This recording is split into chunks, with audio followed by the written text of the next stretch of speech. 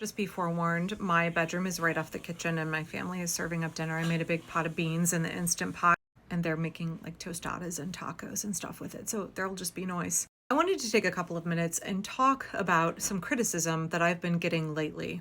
I feel like I spend an awful lot of time right now momming folks and being like, everybody take a deep breath. Let's stay calm. Let's stay focused.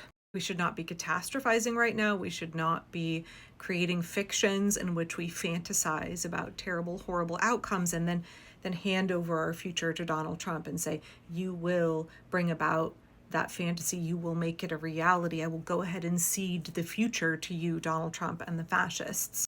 I know I spend a lot of time talking about how it's the psychological game. It's the propaganda game of the regime that is crucial for them in cementing their power, and how we cannot allow ourselves to be susceptible. We cannot allow their propaganda to work on us. Authoritarians rely on psyching you out, on making you give up in advance, because that's the only way that they are able to seize and then hold on to power, is if you give up yours. And people get really mad at me when I say that. I had somebody the other day who left a string of comments that was like, how dare you tell us not to panic? How dare you tell us to stay calm? That is such a privileged position for you to maintain your calm in the face of all of this. And my position is actually, it is a privileged position to be panicking. It is a privileged position to say, I actually can give up and just like lay in the fetal position and not fight back. It is a luxury to give in to your panic right now. And I understand, I'm expecting all of us to have a significant amount of self-discipline, a huge amount of emotion regulation, and a constant, concerted, intentional effort to make sure that we are protecting ourselves. We're setting up boundaries, creating defenses to prevent the psychological tactics of the fascist regime from working on us. And I'm not trying to be harsh. I'm not trying to minimize the harm that the regime is doing. I'm not telling you don't be scared. I'm scared on a daily basis. This shit is really scary. This stuff is awful. I'm angry. I'm scared. But at the same time, I'm hopeful. And that's because I don't view hope as an emotion. I view hope as an intentional choice. Hope is a discipline. It's not attached to feelings for me right now. If I let my feelings run me, then I am very much giving in to that propaganda from the fascists, because they count on spiraling you up and whipping your emotions up so that you are constantly in, like in DBT therapy, we say there's 3 states of mind. There's rational mind, there's emotion mind, and in the middle, where there's a healthy balance of the two, there is wise mind.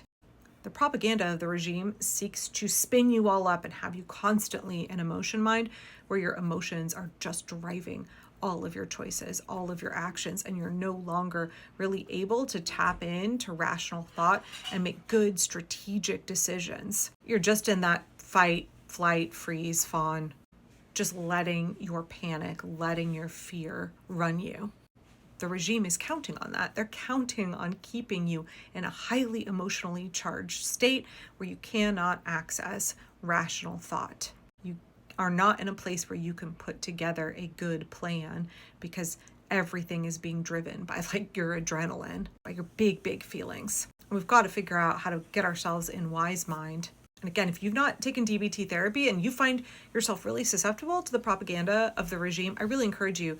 There's free DBT resources online. They're really good at helping folks figure out how to release those emotions, all kinds of good meditations you can do, all kinds of good practice, discipline to help you release those emotions and bring yourself back to a place where you're capable of connecting with your rational thought, where you are capable of saying, okay, feelings are not facts. I need to operate on facts. I need to assess what's really going on here, not just what it feels like is going on, because the regime is attempting to manipulate my feelings to control me and to get me to obey and give up in advance. So no, it's not a privilege to be calm in this moment in time.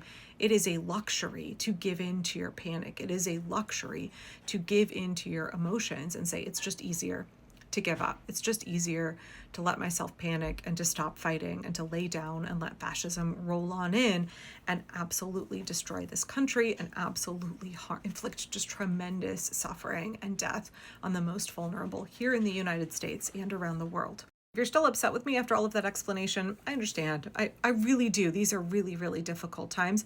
And sometimes we just want people to give us permission to give up, to tell us, like, it's okay, stop fighting. It's okay, stop doing that labor, that really difficult labor of having self-discipline, of regulating your emotions and continuing to fight against the regime.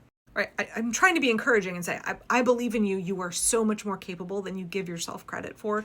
You can do so much more than you realize. You absolutely have the power to resist fascism, but it takes cultivation of those skills. It takes willpower. It takes energy, and it doesn't feel good. But you don't really have to take my word for it. I'd like to point you to a piece that Timothy Snyder wrote. He's the author of On Tyranny, an expert on authoritarianism who's already fled the United States. He lives in Canada now. He wrote a piece called 20 Lessons from the 20th Century. There's 2 items from this list of 20 that I want to read to you now. They're real short. Number 5, be calm when the unthinkable comes. When the terrorist attack comes, remember that all authoritarians at all times either await or plan such events in order to consolidate power. Authoritarians virtually always manufacture crises in order to justify taking away more of your rights and cementing their power. Will also use natural disasters and existing conflict to their advantage. Think of the Reichstag fire, the sudden disaster that requires the end of the balance of power, the end of opposition parties, and so on, is the oldest trick in the Hitlerian book. Don't fall for it. He's going to try big and terrible things to justify taking away your rights. Those are the moments when you cannot give in to panic. Be calm when the unthinkable comes, so you can engage your wise mind. You can make strategic, rational decisions that will protect you, your neighbors, and democracy. Now, I'm going to jump down to number 19 on the list, and it may be difficult to hear, but I think it's important. Number 19, be as courageous as you can. If none of us is prepared to die for freedom, then all of us will die in unfreedom. I said way back in February, I think it was, that a lot of Americans are completely unprepared for the sacrifice that is going to be required of all of us to stop fascism. I think a lot of Americans back then thought if we can get 1 million people in the streets for one protest in DC, boom, this will all be over. The fascists will step down. That's not, we know that authoritarians don't stop unless you stop them. They don't give up on their own. Right? Like when Donald Trump, who's an old man, when he expires from natural causes, the Christo-fascists are still going to be pushing their agenda. Project 2025, the folks who are running that, Russell Vogt, like they're still going to be pushing that agenda. The Stephen Millers of the regime will still be there trying to implement their terrible plans. They don't stop unless you stop them and you get justice. And I would like to think that by August now, more people are aware that this is a long haul, that this is a marathon, not a sprint. There is no easy way out of this. And I would like to think that more Americans are starting to step up to the plate and realize that we're going to have to take bigger risks. We're going to have to take bigger actions. We all are going to have to take on some measure of risk, some measure of sacrifice in order to stop this. Be it something like a general strike. People are going to have to stand up. They're going to have to be willing to lose their jobs. People are going to have to be willing to go without income. People are going to have to be willing to go without all kinds of things that are very hard to let go of. But the reality is, if we aren't willing to make those sacrifices now, then Trump will take all of those things away from all of us. Not to channel my grandpa, but we have to risk it for a biscuit. It's just the unfortunate truth. To undo the terribleness that they have done, to stop it in its tracks and then reverse it, is going to take a lot of investment, a lot of sacrifice. And the more we can have radical acceptance about that fact, the more we can begin to do that work. This is a time for us to be calm and courageous. Panicking is easier. Giving up, complying in advance is easier. Letting go of hope, embracing doomerism, easier. Regulating your emotions, choosing to have discipline so that you can stay the course, that's much harder. It is a constant exertion of labor. It's constant work and it requires skill building. Right? I know sometimes I can be a little bit harsh. I can be a little bit mommy and be like, come on, y'all, we need to get our shit together. There is a lot of work that we need to do. Right now, time's wasting. People are dying. We got to get to work. I'm sorry to say, but if you want somebody who's going to reassure you that it's okay to give up, if you want someone who's going to give you permission to obey in advance, like that's not what I'm about.